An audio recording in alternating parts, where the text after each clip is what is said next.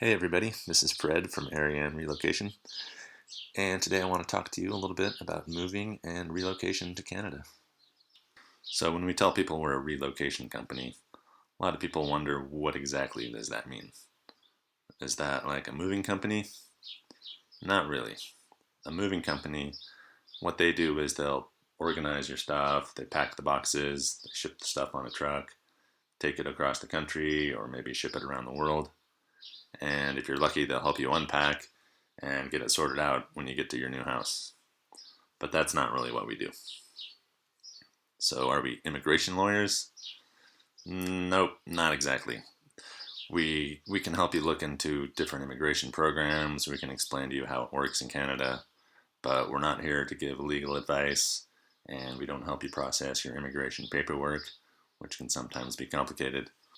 But if that's what you're looking for, you really need to hire an immigration specialist or a licensed immigration attorney, and we can help you find those people. Okay, so then what is it that we do? You've got your moving company, you've got your visa, you're ready to go, you've got a job lined up in Canada. What else do you need? Well, actually, there's a lot more to it. If you've ever moved to a different country, you've noticed that things work a little bit differently than they do in your home country. And that can be fun and interesting and exciting. But when you're just trying to get stuff done, it can be kind of confusing. It can really slow you down. Now, in our experience, we found that people moving from similar countries like America or the United Kingdom actually have the hardest time relocating in Canada because they expect everything to work pretty much the same as it does at home. I mean, they live in an English speaking country, they're moving to another English speaking country. How much different can it be? Well, it's not a whole lot different, but it's definitely different. And if you're not prepared for that, you're going to run into some serious frustrations. Now, people moving from someplace like India or China, they expect things to be a lot different. So they're a little bit more prepared psychologically and otherwise to deal with culture shock and just grappling with the new systems and new types of bureaucracy and just new ways of doing business. But if you're not expecting that, you could have a hard time. Okay, so what is it that we're talking about exactly? So when you move to a new country, there's actually a whole lot of different things going on that you need to deal with. And we can break it up into about 7 different categories. Now, first of all, there's your housing. Obviously, one of the first things you're going to need when you get to a new country like Canada is a place to live. Either a house or an apartment or a condo, and maybe you want to rent a place, maybe you want to buy a place, maybe you want to rent a place first and then buy a place later. Either way, you're going to have to figure out the real estate market. You need to know what the prices are. You need to know what's reasonable, what you should expect to pay. And what you want to avoid is being taken advantage of because you don't know the local market, you don't know the neighborhoods. And so that's a whole huge area that we help people figure out and figure out what's best for them and what's going to work and what's practical and help them to have realistic expectations about their housing options and housing prices. Now, if you have kids, which a lot of our clients have families with children, then they need to figure out where they're going to go to school. Or if they're younger children, they need to organize some sort of daycare. And again, there's a whole world to discover there. Understanding the prices, understanding the school system, what grade you're going to be in at what age, how much you should expect to pay for a babysitter, how much you should expect to pay for private school if you want to go to private school, if you need an English as a second language school, if you want to go to an international school. There's just a huge variety of options and different needs for different families based on the age of the children and their income level and a whole host of different variables. Then there's driving. You're probably going to want to drive if you're living in Canada, although you can get by on public transportation, pretty good public transportation system in Canada. But you probably want to keep driving if you have a driver's license and you're used to driving a car. So that means finding a car.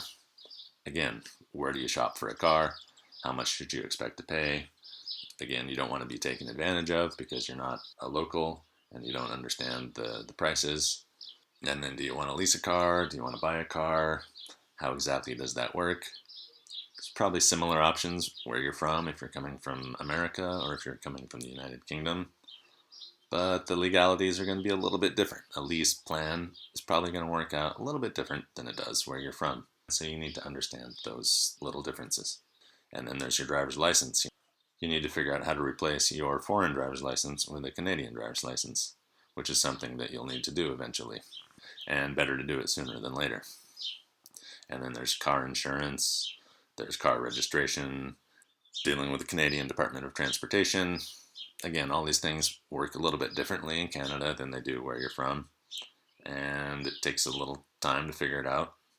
And so we can help people figure it out more quickly. Another huge thing we help people with is figuring out the healthcare system. Now, Canada is pretty well known for having a great healthcare system, universal public healthcare.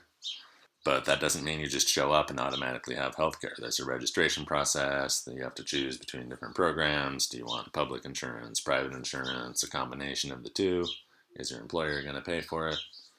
Again, there's all kinds of different options, and you could spend years Googling it on the internet to try to figure it out. Or you could just hire a relocation company, and we walk you through the whole process and show you all the ins and outs and help you figure out the best program that's right for you and your family. Then you've got the work world, the world of employment, finding a job, signing a contract, work etiquette, how to dress at work, just cultural expectations and professional expectations that are going to be a little bit different than where you're from. Then you've got your shopping. Where do you go to shop for groceries? What if you want to find organic food?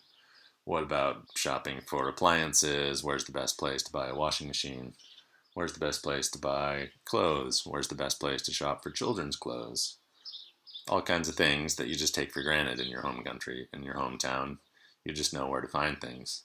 But you show up in a new city, in a new country, and it's going to take you a few months at least to figure out the best places to go for the things that you're used to buying.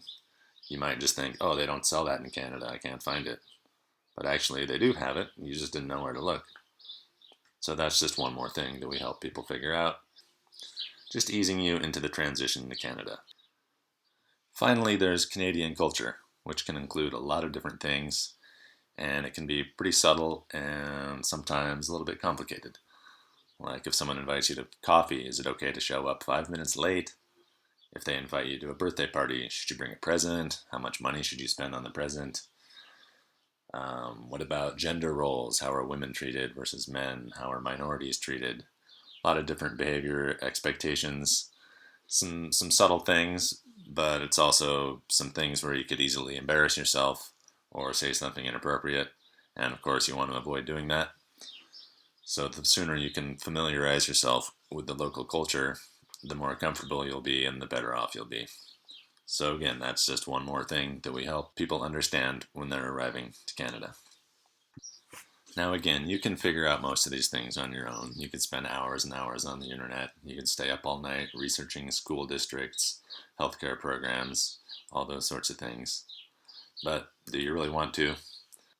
That's where we come in. We save people time and we save them money so that you can spend your time and money doing things that you really enjoy.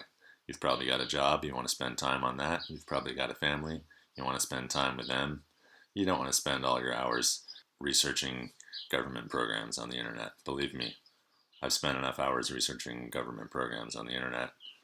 It's not how you want to spend your free time. Anyway, that's a quick summary of what we do here at ARIANNE Relocation. We've been doing it for about 20 years now, so I think we're pretty good at it. And if you want to know more, you can visit our website, ARIANNERelocation.com. There's a link down below in the information section. And thanks again for listening. All right, bye now.